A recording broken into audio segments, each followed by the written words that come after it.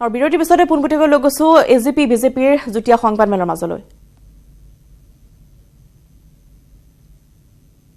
আলোচনাত মিলিত হৈছিলোঁ আৰু সেই আলোচনাত কিছু কথা আমি পাতিছিলোঁ বিভিন্ন আগন্তুক দিনত লোকসভা নিৰ্বাচনৰ ৰণকৌশল সন্দৰ্ভত আৰু কিছু কথা থাকি গৈছিলে। সেই কথাখিনি আমি আজি আলোচনা কৰিম বুলি কৈ পেলাই আমি অসম গণ পৰিষদ দলক আমি নিমন্ত্ৰণ জনাইছিলোঁ আমাৰ ভাৰতীয় জনতা পাৰ্টীৰ ৰাজ্যিক কাৰ্যালয়ত আৰু সেই মৰ্মে অসম গণ পৰিষদৰ দলৰ মাননীয় সভাপতি অতুল বৰা ডাঙৰীয়াৰ নেতৃত্বত এটা প্ৰতিনিধি দলে আমাৰ লগত ইতিমধ্যে বাকী ৰৈ থকা কথাখিনি আলাপ আলোচনা কৰিছে আৰু আলাপ আলোচনাৰ অন্তত আমি আপোনালোকক আমি সগৌৰৱে ঘোষণা কৰিব বিচাৰিছোঁ যে আগন্তুক দিনত যি লোকসভা নিৰ্বাচন সেই লোকসভা নিৰ্বাচনত যিহেতু কিছুদিন আমাৰ মাজৰ পৰা আঁতৰি আছিল অসম গণ পৰিষদ দলে এতিয়া নতুনকৈ একেলগে কাম কৰাৰ সিদ্ধান্ত আমি গ্ৰহণ কৰাৰ পিছত আমাৰ অসমৰ বিভিন্ন প্ৰান্তৰ ৰাইজৰ পৰা ইতিমধ্যে এই মিত্ৰতাক স্বাগতম জনাই পেলাই বিভিন্ন আমাৰ শুভাকাংক্ষীসকলে কাৰ্যকৰ্তাসকলে আমালৈ বাৰ্তা প্ৰেৰণ কৰিছে আৰু আমিও আশা ৰাখিছোঁ যে আমি হয়তো কিছুদিন আগলৈ আমি কৈ আহিছিলোঁ যে আমি 9ৰ পৰা 11টা আমি লোকসভা নিৰ্বাচন জিকিম বুলি কৈ আহিছিলোঁ, কিন্তু অসম গণ পৰিষদ দলে পুনৰ মিত্ৰতাত আবদ্ধ হোৱাৰ পিছত আমি অধিক উৎসাহিত হৈছোঁ আৰু আমি যি ইতিমধ্যে ইংগিত আমি ইতিমধ্যে ভোটাৰ ৰাইজৰ পৰা লাভ কৰিছোঁ আমি অতি কমেও 12খন আসনত আমি ভাৰতীয় জনতা পাৰ্টী অসম গণ পৰিষদ BPF দলে 12খন আসন লাভ কৰাৰ আমি ইংগিত পাইছোঁ, আমি বাৰ্তা পাইছোঁ, মনৰ তেওঁলোকৰ খবৰ পাইছোঁগৈ আৰু ইতিমধ্যে আমি আজি আমাৰ যি সন্মিলিত গণশক্তি অসম সেই সন্মিলিত গণশক্তি অসমৰ যিয়ে নেকি বিশেষকৈ মিচিং অধ্যুষিত অঞ্চলৰ লগতে মিচিং সাহিত্য পৰিষদত থকা অন্য জনগোষ্ঠীসকলকো ৰিপ্ৰেজেণ্ট কৰে তেওঁলোকৰ লগতো আজি আমি ৰাতিপুৱা এক সুন্দৰ এক পৰিৱেশত এক আলোচনা কৰাৰ পিছত তেওঁলোকেও তেওঁলোকৰ যিসমূহ ভোটাৰ আছে তাত ইতিমধ্যে তেওঁলোকে বাৰ্তা প্ৰেৰণ কৰিব আৰু সেইটোৰ কাৰণে আমি সিদ্ধান্ত গ্ৰহণ কৰিছোঁ যে আগন্তুক দিনত আমি অতি শীঘ্ৰে অসম গণ পৰিষদ দল BPF সন্মিলিত গণশক্তি অসম ৰাভা যৌথ সংগ্ৰাম সমিতি আৰু লগতে আমাৰ থিয় ঐক্য মঞ্চ যিসকলৰ লগত ইতিমধ্যে আমি মিত্ৰপাশত আবদ্ধ হৈছোঁ তেওঁলোকৰ লগত আমি একেলগে যুটীয়াভাৱে আমি বিভিন্ন স্থানত আমি ভ্ৰমণ কৰাৰ উপৰিও আমি যুটীয়া বিবৃতিও সময়ে সময়ে আমি আগবঢ়াম। গতিকে মই অসম গণ পৰিষদ দলৰ সভাপতি প্ৰমুখ্যে সমূহ প্ৰতিনিধিবৰ্গক মই স্বাগতম জনাইছোঁ। আগন্তুক দিনত সুন্দৰ পৰিৱেশত যিহেতু অসমৰ ৰাইজে আমাক এটা মেণ্ডেট দিছিলে সকলোকে একত্ৰিত কৰি পেলাই ৰামধেনু সদৃশ যি মিত্ৰতাৰে আগবঢ়াৰ কথা কৈছিলে সেই কথাষাৰ আগন্তুক দিনত লোকসভাৰ ক্ষেত্ৰতো প্ৰযোজ্য হ'লে আগন্তুক দিনত নিশ্চয় আমাৰ ভাৰতবৰ্ষখন ছুপাৰ পাৱাৰ কৰাৰ স্বাৰ্থত আমি বিশ্বগুৰু স্থানত যাতে আমি অধিষ্ঠিত কৰিব পাৰোঁ তাৰ কাৰণে মাননীয় নৰেন্দ্ৰ মোদী ডাঙৰীয়াক আমি পুনৰবাৰ প্ৰধানমন্ত্ৰী হিচাপে বিচাৰিছোঁ আৰু মই ভাবোঁ অসমৰ যি সাম্প্ৰতিক এই যি ৰাজনৈতিক পৰিৱেশ এই পৰিৱেশ আমি নতুনকৈ সুন্দৰ পৰিৱেশ সৃষ্টি কৰাৰ কাৰণে মই আমাৰ নেতাৰ আহ্বায়ক মাননীয় ডক্টৰ হিমন্ত বিশ্ব শৰ্মা ডাঙৰীয়াকো ভাৰতীয় জনতা পাৰ্টীৰ তৰফৰ পৰা আমি আন্তৰিক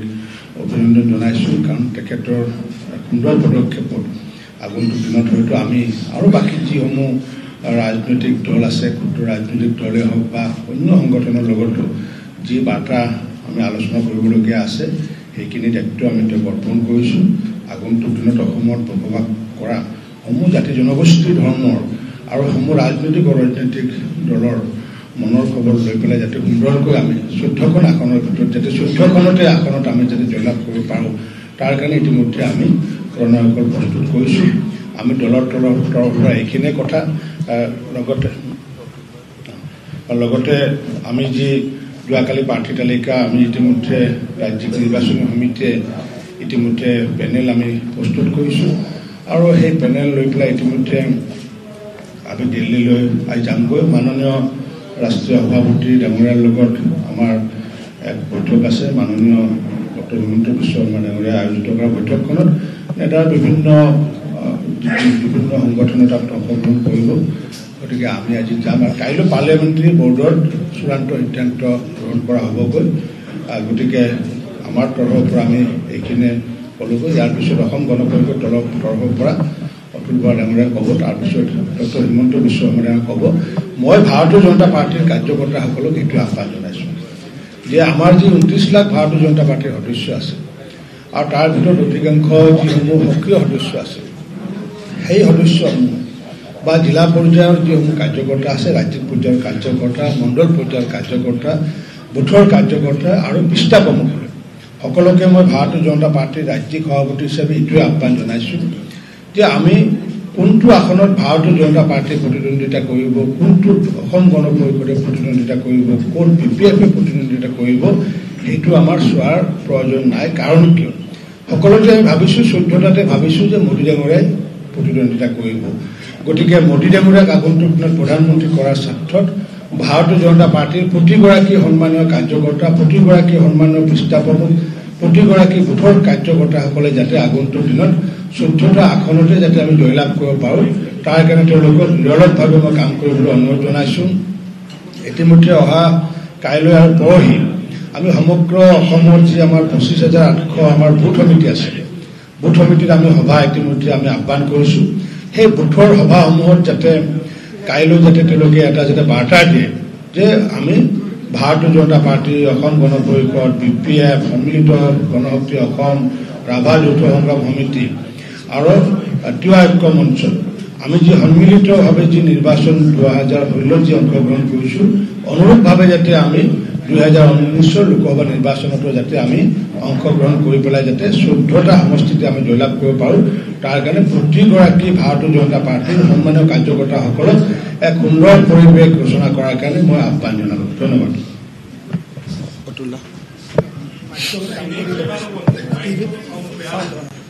এনে উইদাউট মাইক কলে উইদাউট মাইক এইটো আঁতি দিলোঁ। হ'ব। সাংবাদিক বন্ধুসকল, চাউণ্ডটো বেয়া অফ কৰিব লাগিব ন? মাইকটো মানে এইটোৱে দিগদাৰ কৰে। হ'ব হ'ব।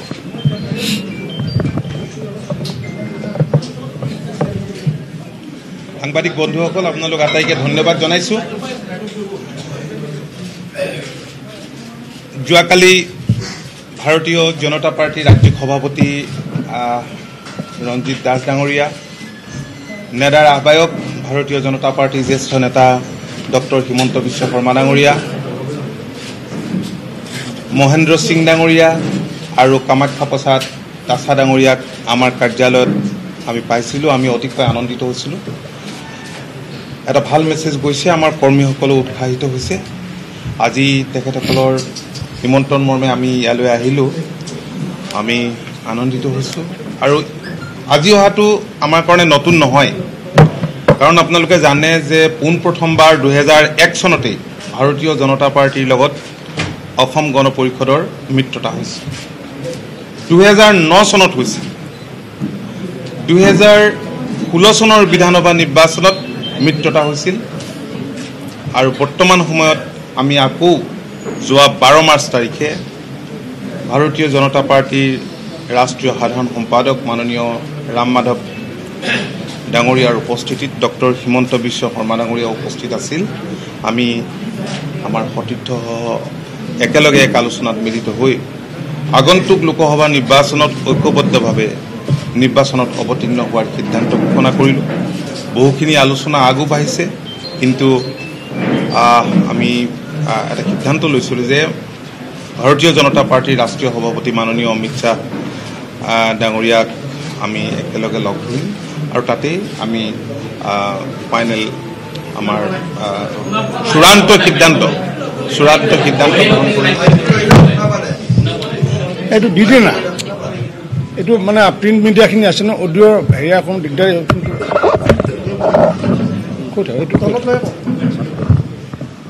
আমি দিল্লীতে আমাৰ গোটেইখিনি আলোচনাৰ পিছত আমি ঘোষণা কৰিম। এতিয়া কথা হ'ল যে আপোনালোকে জানে যে দীঘলীয়া দিন ৰাজ্যখনত কংগ্ৰেছে শাসন কৰিছিল স্বাধীনতাৰ পিছৰ দশকত, আৰু 2001 চনৰ পৰা ধাৰাবাহিকভাৱে ৰাজ্যখনত কংগ্ৰেছ দল ক্ষমতাত আছিল আৰু সেই সময়ছোৱাত যি দুৰ্নীতি ভ্ৰষ্টাচাৰ সংঘটিত হৈছিল অসমৰ মানুহে কংগ্ৰেছ শাসনৰ পৰা পৰিত্ৰাণ বিচাৰিছিল কংগ্ৰেছৰ অপশাসনক উৰ পেলোৱাৰ স্বাৰ্থত আমি ঐক্যবদ্ধভাৱে ৰামধেনু সদৃশ মিত্ৰতাত অৱতীৰ্ণ হৈছিলোঁ হয় আমাৰ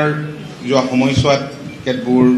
ইছ্যু ভিত্তিক আমাৰ অলপ ডিফাৰেঞ্চ আহিছে আমি সেইবিলাক আলাপ আলোচনাৰ মাজেৰে চৰ্ট আউট কৰিবলৈ সিদ্ধান্ত আমি ইতিমধ্যে গ্ৰহণ কৰিছোঁ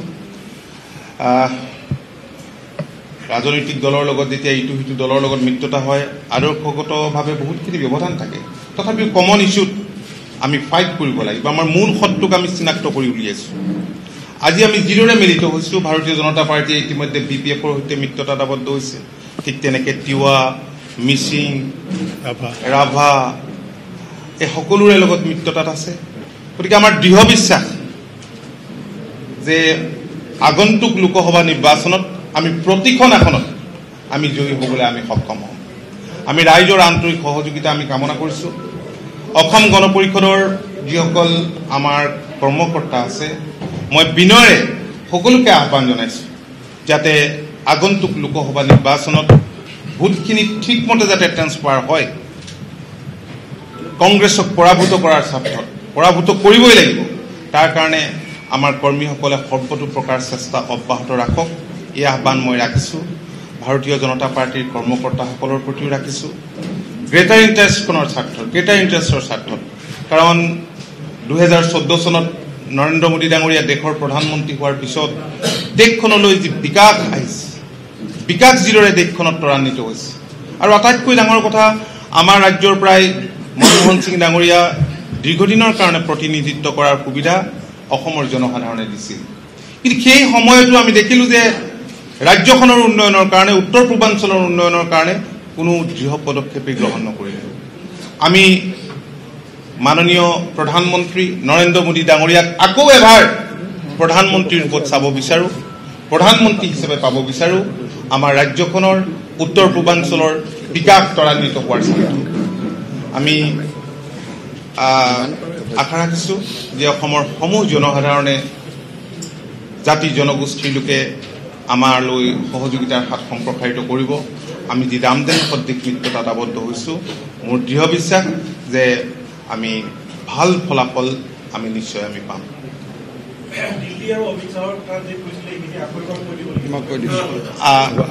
সেই কথাখিনিতো ডক্টৰ হিমন্ত বিশ্ব শৰ্মা ডাঙৰীয়াই অতি স্পষ্টকৈ সিদিনাই কৈছে কোনটো মাইক নোহোৱাকৈ আমাৰ যিখিনি মাইক নোহোৱাকৈ হয় আচ্ছা সেইটো দিল্লীত এখন আমাৰ সভা এখন হ'ব ডক্টৰ হিমন্ত বিশ্ব শৰ্মা ডাঙৰীয়াও থাকিব ৰাজ্যিক সভাপতিও থাকিব মুখ্যমন্ত্ৰীও মাননীয় মুখ্যমন্ত্ৰীও থকাৰ কথা গতিকে আমি একেলগে সেই সভাতে আলোচনাত মিলিব আমাৰ গণ পৰিষদ দলৰ লগত যিটো মিত্ৰতা তাৰ প্ৰাৰম্ভিক যিটো আলোচনা সেইখিনি ৰাম মাধৱ ডাঙৰীয়াৰ লগত সমাপন হয় অহাকালি গণ পৰিষদ দলৰ এটা প্ৰতিনিধি দলে আমাৰ ৰাষ্ট্ৰীয় সভাপতি অমিত শ্বাহ ডাঙৰীয়াক সাক্ষাৎ কৰি চিট সম্পৰ্কত বা বাকী যিখিনি আলাপ আলোচনা আছে সেইখিনি তেওঁলোকে সমাপ্ত কৰিব 17 তাৰিখে আমাৰ উত্তৰ পূৰ্বৰ যিখিনি ভাৰতীয় জনতা পাৰ্টীৰ মিত্ৰ দল আছে সেই গোটেইখিনিৰ সৈতে অমিত শ্বাহে সাক্ষাৎ কৰিব বা আলাপ আলোচনা কৰিব গতিকে এখন বৈঠক হ'ব আমাৰ অকল এজিপিৰ লগত অমিত শ্বাহ ডাঙৰীয়া আৰু এখন বৈঠক হ'ব য'ত BPF নাগালেণ্ডৰ মুখ্যমন্ত্ৰী সেইধৰণে আমি যিখিনি দল আমাৰ নেতাত আছে বা যিখিনিৰ লগত আমি মিত্ৰতাৰ প্ৰাসত আবদ্ধ হৈ নিৰ্বাচন খেলিম সেই গোটেইখিনিৰ লগত 17 তাৰিখে আৰু এখন বৈঠক হ'ব সেইখন বৈঠক কমন হ'ব কিন্তু এজিপিৰ লগত অকলশৰীয়াকৈ অহাকালি এখন আমাৰ বিজেপিৰ চেণ্ট্ৰেল পাৰ্লিয়ামেণ্টাৰী বৰ্ডৰ মিটিং হোৱাৰ আগতেই বিশেষকৈ যেটো সিট আদি পুৰা ফাইনেলাইজ কৰিব লাগিব এখন বৈঠক গণ পৰিষদৰ লগত হ'ব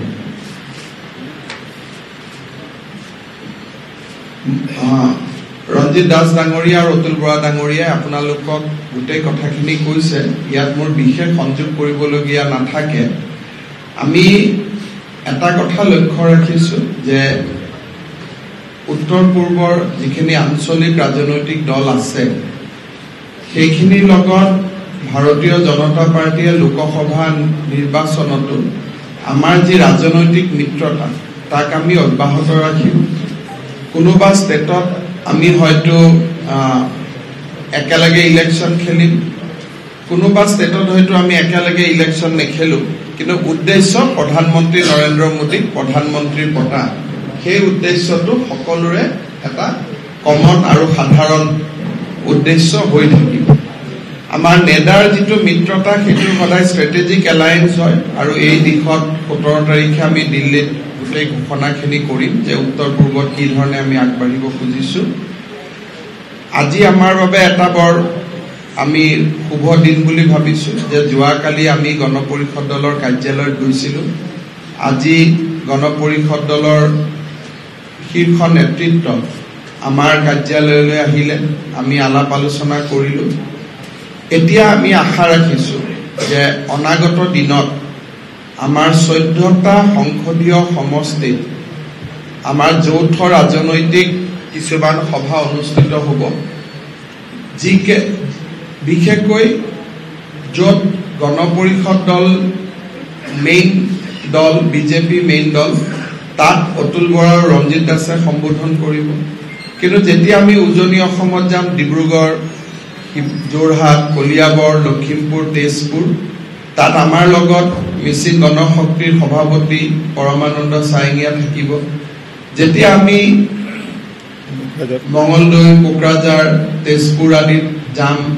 আকৌ আমি কলিয়াবৰত যাম পাৰ্যমানে যতদূৰ সম্ভৱ ভাগ্ৰামা মহিলাৰী ডাঙৰীয়ায়ো আমাক সংগ দিব প্ৰয়োজনত কৰবাত হয়তো ভাগ্ৰামা মহিলাৰী ডাঙৰীয়া গোলাঘাটত যাব পৰা নাই বিশ্বজিৎ দৈমাৰী থাকিব আৰু যেতিয়া আমি ধুবুৰী লোকসভা আৰু গুৱাহাটী লোকসভাৰ যৌথ মিটিং কৰিম তাতে আমাৰ লগত এই দলটোৰ লগত টংকেশ্বৰ ৰাভা যোগদান কৰিব আৰু যেতিয়া আমি নগাঁৱলৈ যাওঁ তেতিয়া আমাক ৰমাকান্ত দেউৰী প্ৰমুখ্যে তিৱা জনগোষ্ঠীৰ নেতৃবৃন্দই এই যৌথ সভাবিলাকত থাকিব অনাগত এসপ্তাহৰ ভিতৰত গোটেই অসমতে এই যৌথ সভাখিনি অনুষ্ঠিত হ'ব যাতে আমাৰ মিত্ৰতাটোক আমি তৃণমূল পৰ্যায়লৈকে লৈ যাব বিচাৰোঁ এতিয়া মই অনুৰোধ কৰিম যে যিখিনি সংবাদ কৰ্মীসকলৰ প্ৰশ্ন আছে আপোনালোকে সুধিব পাৰে আমি পাৰ্যমানে উত্তৰ দিয়াৰ বাবে চেষ্টা কৰিম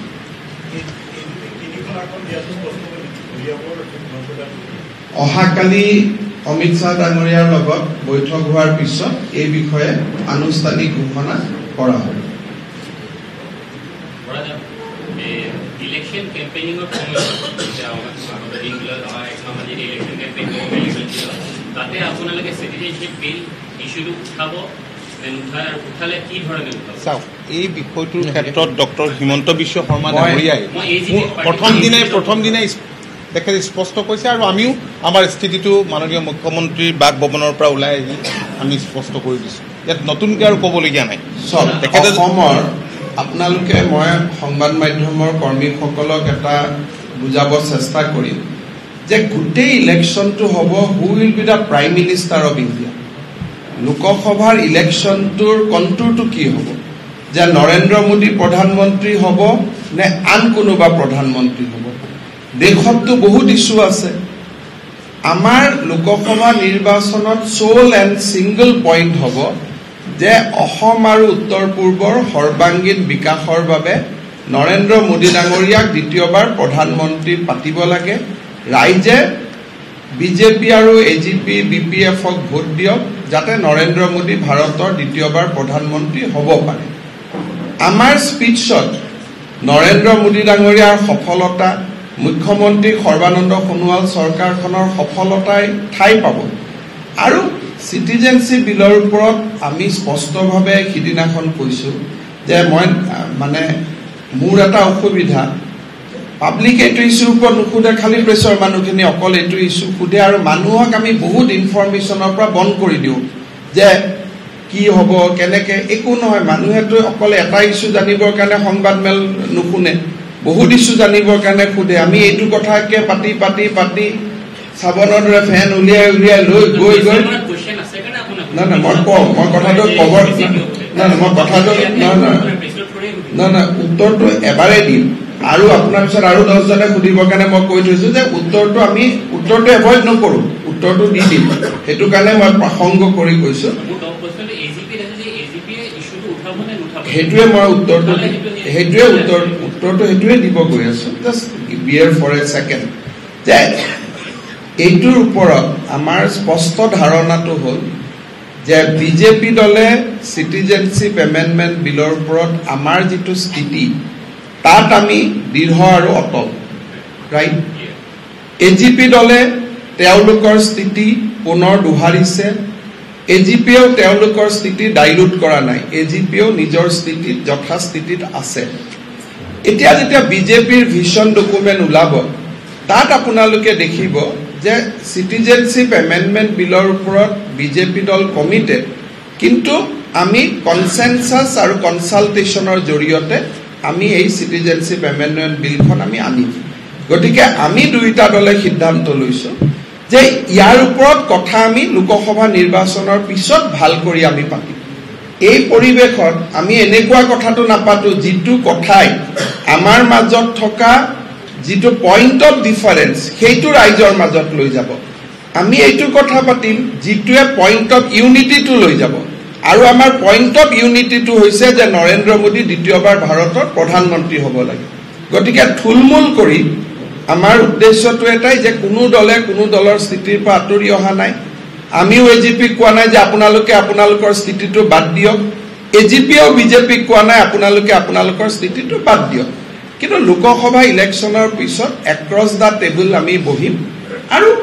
সমাধান আলাপ আলোচনাই সমাধানৰ পথবিলাক উলিয়াই লৈ যাব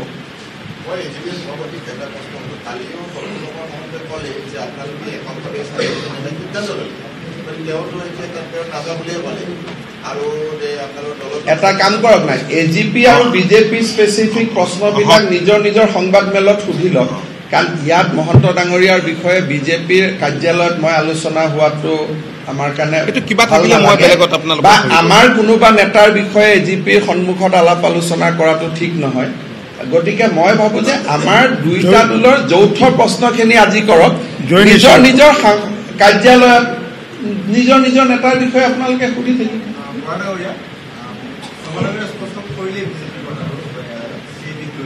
তেখেতে দুইটা দলৰ মই NEDA convener I am speaking on মই বিজেপিৰ হৈ কোৱা নাই AGP as a NEDA convener I am speaking for both the party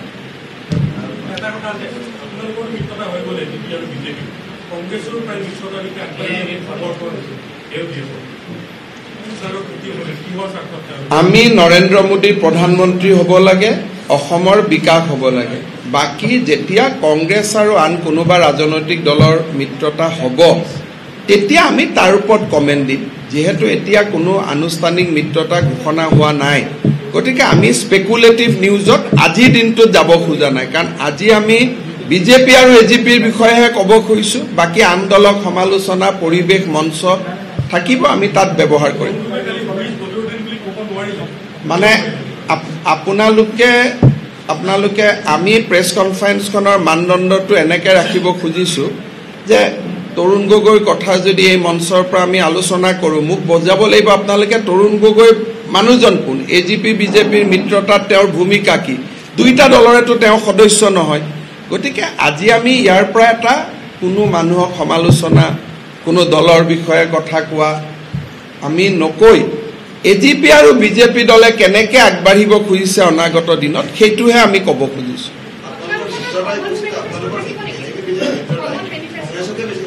common এটা স্টেটমেন্ট হ'ব যিটো স্টেটমেন্টত অতুল বৰা ডাঙৰীয়া ৰঞ্জিত দাস আগ্ৰামা মহিলাৰী ডাঙৰীয়া টংকেশ্বৰ ৰাভা পৰমানন্দ সাইঙে আমি সকলোৱে সহি কৰিম এটা কমন স্টেটমেন্ট এটা আমি ইস্যু কৰিম আৰু এখন ভাল সাংবাদিক মেল আপোনালোকক পাতা হ'ব য'ত মাননীয় মুখ্যমন্ত্ৰী ডাঙৰীয়া থাকিব সকলো থাকি জইণ্ট প্ৰেছ কনফাৰেন্স এখনত আমি জইণ্ট প্ৰেছ ৰিলিজ এটা ইস্যু কৰিম কিবা আছিল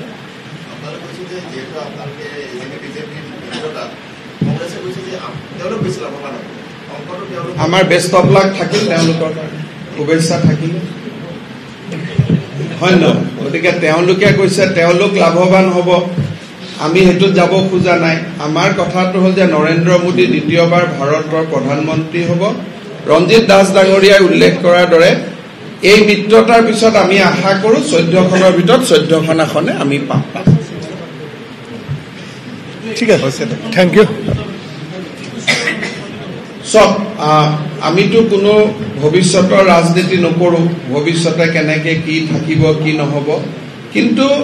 আজি আপোনালোকে যোৱা দুটা দিনত আমি যি ধৰণে আগবাঢ়িব খুজিছোঁ যোৱাকালি ৰঞ্জিত দাস ডাঙৰীয়া গণপৰিষদ দলৰ কাৰ্যালয়ত গ'ল আজি অতুল বৰা ডাঙৰীয়া আমাৰ কাৰ্যালয়ত আহিল অনাগত দিনত দুইটা দলে যুটীয়াভাৱে অসমৰ বিভিন্ন অঞ্চলত যাব তাৰ পৰা আপোনালোকে এটা মেছেজ লৈ লওক যে আমি একেলগে থাকি অসমৰ উন্নতিটো বিচাৰিছোঁ আৰু পৰিস্থিতিবিলাক যেনেকৈ ইভলভ হৈ থাকিব সময়ৰতো আমি সকলো দাস সময়ৰ ওপৰত গৈতো আমি কোনেও কথা ক'ব নোৱাৰোঁ কিন্তু এই মিত্ৰতাটো যে আমি বাৰে বাৰে আমাৰ দুইটা দলৰ সভাপতিয়ে ৰামধেনু সদৃশ শব্দটো ইউজ কৰিছে যে অসমত ৰামধেনু সদৃশ মিত্ৰতা এটাৰ প্ৰয়োজন জাতিটোৰ কাৰণে আছে আমাৰ শত্ৰু উমৈহতীয়া জাতিটোৰ বাবে ৰামধেনু সদৃশ মিত্ৰতাৰ প্ৰয়োজন আৰু সেই মিত্ৰতাটোৰ কথা দোহাৰি আজি আমি অসমৰ ৰাইজৰ সন্মুখত উপস্থিত হৈছোঁ থ্যাংক ইউ হ'ব ধন্যবাদ আৰু আছিলে যুটীয়া সংবাদনৰ পৰা পোনপটীয়া সম্প্ৰচাৰ বিজেপিৰ মুখ্য কাৰ্যালয় হেঙাৰাবাৰীৰ পৰা আৰু ইতিমধ্যে হিমন্ত বিশ্ব শৰ্মাই উল্লেখ কৰিছে যে কাইলৈৰ দিনটোত অসম গণ পৰিষদৰ নেতৃত্বৰ সৈতে ভাৰতীয় জনতা পাৰ্টীৰ ৰাষ্ট্ৰীয় সভাপতি অমিত শ্বাহৰ এখন গুৰুত্বপূৰ্ণ বৈঠক মিলিত হ'ব আৰু সেই বৈঠকৰ পিছতেই অসম গণ পৰিষদে কোন কেইখন আসনত প্ৰতিদ্বন্দ্বিতা আগবঢ়াব সেয়া কথা ইতিমধ্যে চূড়ান্ত হ'ব আৰু আজি ৰাজ্যিক সভাপতি ৰঞ্জিত কুমাৰ দাস দিল্লীলৈ উৰা মাৰিব 10জনীয়া পেনেল ইতিমধ্যে প্ৰস্তুত কৰিছে তেওঁলোকে আৰু 3খনকৈ আসন এৰি দিয়াৰ কথা তেওঁলোকে পোনপটীয়াকৈ আজিৰ সংবাদনত উল্লেখ কৰা নাই যদিও আমাৰ যি সূত্ৰ সেই সূত্ৰৰ মতে 3খনকৈ আসন এৰি দিয়া হৈছে অসম গণ পৰিষদক আৰু এখন দিয়া হৈছে BPF গতিকে কাইলৈৰ দিনটোত চূড়ান্ত সিদ্ধান্ত গ্ৰহণ কৰিব তেওঁলোকে কাইলৈ দিল্লীৰ পৰা সেইখন পেনেল প্ৰস্তুত কৰা হ'ব আৰু ইতিমধ্যে তেওঁলোকে ঘোষণা কৰিছে যে 2খনকৈ সভা অনুষ্ঠিত হ'ব কাইলৈৰ দিনটোত এখন হ'ব অগপৰ নেতৃত্বৰ সৈতে অমিত শ্বাহৰ আৰু আন এখন হ'ব নেডাৰ যিসকল মিত্ৰ গোট আছে তেওঁলোকৰ সৈতে মিত্ৰ দল আছে তেওঁলোকৰ সৈতে অমিত শ্বাহৰ এখন বৈঠক অনুষ্ঠিত হ'ব আৰু সেই বৈঠকৰ পিছতেই আগন্তুক লোকসভা নিৰ্বাচনত কেনেদৰে তেওঁলোকে ৰণনীতি প্ৰস্তুত কৰে ৰণকৌশল কি হ'ব কি এজেণ্ডা থাকিব সেই সন্দৰ্ভত তেওঁলোকে প্ৰতিক্ৰিয়া প্ৰকাশ কৰিব অৰ্থাৎ যিখন চূড়ান্ত তালিকা ভাৰতীয় জনতা পাৰ্টি বা অসম গণ পৰিষদৰ যি চূড়ান্ত তালিকা সেয়া কাইলৈৰ দিনটোত প্ৰকাশ পাব নতুন দিল্লীৰ পৰা যুটীয়া সংবাদমেল আছিলে পোনপটীয়াকৈ আৰু ইতিমধ্যে অতুল বৰাই ব্যক্ত কৰিছে যে দলীয় কৰ্মী সভা তেওঁলোকে অংশগ্ৰহণ কৰিব আৰু উজনি নামনি সকলোতেই এই লোকসকলৰ মাজত যিসকল তৃণমূল পৰ্যায়ৰ কৰ্মী তেওঁলোকৰ মাজত জনসচেতনতা অনাৰ বাবে আৰু বিশেষকৈ হিমন্ত বিশ্ব শৰ্মাই এটা কথা বাৰম্বাৰ উল্লেখ কৰিছে যে মোদীক আগন্তুক লোকসভা নিৰ্বাচনত পুনৰবাৰ জয় কৰি অনাৰটোৱেই হৈছে অগপ বিজেপিৰ মূল লক্ষ্য গতিকে আকৌ এবাৰ নৰেন্দ্ৰ মোদীক প্ৰধানমন্ত্ৰী হিচাপে দেখিবলৈ পাব অসমবাসীয়ে বা ভাৰতবাসীয়ে তাকে মূল লক্ষ্য হিচাপে লৈ বৰ্তমান আগবাঢ়িব অসম গণ পৰিষদৰ বিজেপিৰ মিত্ৰতা আৰু ইতিমধ্যে নাগৰিকত্ব সংশোধনী বিধেয়কৰ সন্দৰ্ভত সোধা প্ৰশ্নৰ উত্তৰ তেওঁ ইতিমধ্যে ব্যক্ত কৰিছে যে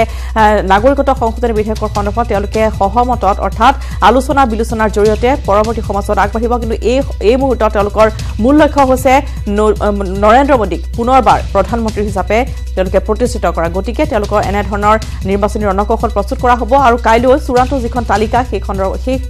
16 তাৰিখৰ দিনটো 16 মাৰ্চত নতুন দিল্লীৰ পৰা প্ৰকাশ হ'ব আৰু অগপৰ নেতৃত্বৰ সৈতে কাইলৈ এখন গুৰুত্বপূৰ্ণ বৈঠকত অমিত শ্বাহ ডাঙৰীয়া মিলিত হোৱাৰ কথা ব্যক্ত কৰা হৈছে আজি সংবাদমেলত আজি কোনো দল বা কোনো ব্যক্তিক তেওঁলোকে সমালোচনা কৰাৰ পৰা বিৰত আছে তেওঁলোকে ইতিমধ্যে জনাইছে অগপ বিজেপিৰ যি মিত্ৰতা সেই মিত্ৰতাত বাকী দল বা বাকী কোনো ব্যক্তি সংগঠনে অৰিহণা যোগোৱা নাই গতিকে তেনেধৰণৰ প্ৰশ্ন উত্থাপন কৰাৰ পিছত কোনো ধৰণৰ উত্তৰ নিদিলে আজি আৰু কিন্তু দেখিবলৈ পোৱা গ'ল যে আজিৰ দিনটোত যথেষ্ট উৎফুল্লিত হৈ আছে অগপ বিজেপিৰ সকল নেতৃত্ব আৰু আগন্তুক লোকসভা নিৰ্বাচনত তেওঁলোকে এনেদৰে মিত্ৰজোঁটত থিয় হৈ এনেদৰে মাৰ বান্ধি থিয় হোৱাৰ কথা ব্যক্ত কৰিছে বিশেষকৈ কংগ্ৰেছক পৰাভূত কৰাৰ মূল লক্ষ্য সমান্তৰালভাৱে আগন্তুক লোকসভা নিৰ্বাচনত নৰেন্দ্ৰ মোদীক পুনৰবাৰ প্ৰধানমন্ত্ৰী হিচাপে অধিষ্ঠিত কৰাৰ মূল লক্ষ্য হিচাপে তেওঁলোকে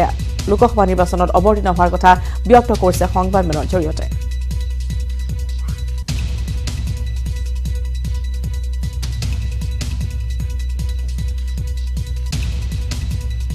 আৰু ইতিমধ্যে আমি জনাইছোঁ আজি অসম গণ পৰিষদৰ তিনিগৰাকী মন্ত্ৰী সমান্তৰালভাৱে আৰু কেইবাগৰাকীও বিধায়ক উপস্থিত হৈছিল গৈ বিজেপিৰ হেঙাৰবাৰীস্থিত মুখ্য কাৰ্যালয়ত আৰু তাৰ পৰা বিজেপি আৰু অগপৰ এখন যুটীয়া সংবাদমেল সম্বোধন কৰা হ'ল আৰু তাত মূল লক্ষ্য হিচাপে তেওঁলোকে ইতিমধ্যে ব্যক্ত কৰিছে যে প্ৰধানমন্ত্ৰী হিচাপে পুনৰবাৰ নৰেন্দ্ৰ মোদীক অধিষ্ঠিত কৰাত বা জিকাই অনাটোৱে তেওঁলোকৰ মূল লক্ষ্য আৰু আজি কোনো ধৰণৰ সমালোচনা তেওঁলোকে কৰা নাই আন দল বা আন ব্যক্তি সংগঠনৰ গতিকে আগন্তুক নিৰ্বাচনত কেনেদৰে আচলতে বিজেপি বা এজিপিয়ে কেনেদৰে মোদীক প্ৰতি প্ৰধানমন্ত্ৰী হিচাপে জয় কৰাই আনে তাৰে হৈছে মূল লক্ষ্য আৰু পৰৱৰ্তী সময়ছোৱাত কাইলৈৰ দিনটোত মূল যিখন তালিকা সেইখন প্ৰকাশ কৰাৰ কথা ব্যক্ত কৰিছে অমিত শ্বাহৰ সৈতে এখন গুৰুত্বপূৰ্ণ বৈঠকত অগপৰ নেতৃত্ব মিলিত হ'ব তাৰপিছত এই কোনকেইখন আসনত অসম গণ পৰিষদৰ প্ৰাৰ্থী প্ৰক্ষেপ কৰা হ'ব সেই সন্দৰ্ভত চূড়ান্ত সিদ্ধান্ত গ্ৰহণ কৰা হ'ব এক ব্ৰেকিং নিউজ খিলঞ্জীয়া অধিকাৰ মৰ্চাৰ সভাপতি গ্ৰেপ্তাৰ কৰা হৈছে দিছপুৰ আৰক্ষীৰ জালত পৰিছে সভাপতি অমিতাভ শৰ্মা এগৰাকী মহিলাৰ অপহৰণ কাণ্ডত জড়িত অভিযোগ উত্থাপিত হৈছে হুজাই থানাৰ গোচৰ ভিত্তিতে গ্ৰেপ্তাৰ কৰা হৈছে অমিতাভ শৰ্মাক পুনৰ জনাইছো খিলঞ্জীয়া অধিকাৰ মৰ্চাৰ সভাপতি গ্ৰেপ্তাৰ কৰা হ'ল দিছপুৰ আৰক্ষীৰ জালত পৰিছে সভাপতি অমিতাভ শৰ্মা এগৰাকী মহিলাৰ অপহৰণ কাণ্ডত জড়িত অভিযোগত ইতিমধ্যে অমিতাভ শৰ্মাক গ্ৰেপ্তাৰ কৰা হৈছে হুজাই থানাৰ গোচৰৰ ভিত্তিত গ্ৰেপ্তাৰ কৰা হ'ল অমিতাভ শৰ্মাক